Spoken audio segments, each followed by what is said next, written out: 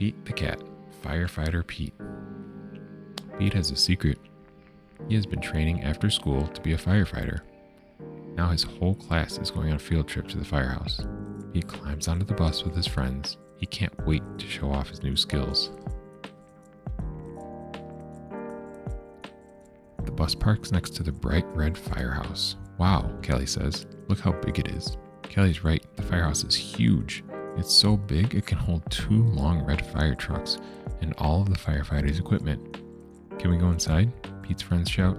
Pete's teacher smiles. Of course, she says. That's why we're here.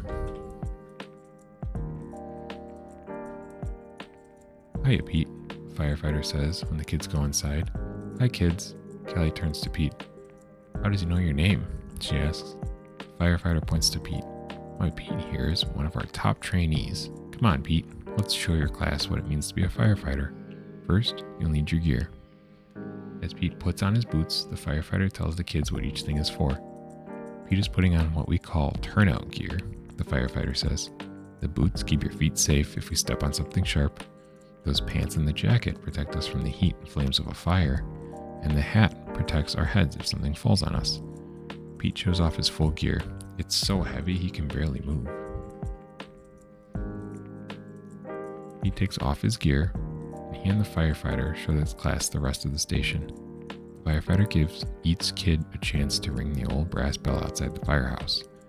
Then the kids take turns sliding down the firefighter's pole. Whee! Kelly cries as she glides down. This is fun. The firefighter even lets the kids sit in the fire truck. Kelly sits in the driver's seat. She presses the horn. Bird! The sound is so loud, everyone covers their ears. Then she turns on the sirens and lights. Woo-wee, woo-wee. The lights flash red and yellow. Wow, Pete says. I can't believe you get to do this all the time. It's awesome. Just then, a loud bell rings in the firehouse. It's the fire alarm. There's a fire in town. The firefighters scramble into their boots and helmets and say goodbye to the kids. Come on, trainee Pete, they shout. You've got a fire to put out. He quickly puts on his own gear back on too. Pete and the firefighters hop into the truck. They turn on the lights and sirens and race out of the firehouse. The fire is all the way on the other side of town. They need to get there fast. Woo-wee, woo-wee. The fire truck's sirens wail as the truck races through town. The other cars hear it coming and move out of the way. The fire truck goes through red lights and green lights. There's no time to waste. Pete looks at the window. He's been training for weeks, but this is his first real fire. He can't wait.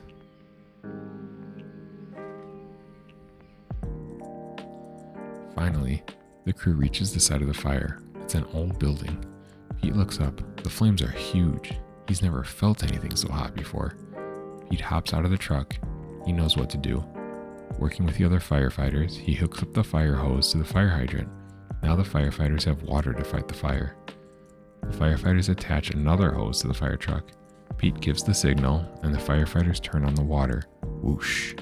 The water gushes out of the hose. Pete and the other firefighter hold the hose tight. With so much water coming out, it's hard to control it. Slowly, the fire starts to go out, but now there is smoke everywhere. It's hard to see. Suddenly, Pete hears a shout on the roof. It's Grumpy Toad. He's stuck on top of the building. The firefighters raise a long ladder from the truck. They rest it against the side of the building and begin to climb. Pete and another firefighter help Grumpy Toad climb down the ladder carefully. Pete brings Grumpy Toad over to a waiting ambulance. It showed up while the firefighters were putting out the fire. The medics are waiting for Grumpy Toad. They check him out to make sure he's okay. Meanwhile, the firefighters put out the last of the fire. Back at the firehouse, the firefighters take off their gear. Great job, Pete, they say. You fought your first fire. What did you think? Pete grins. That was far out, he says. When can we do it again?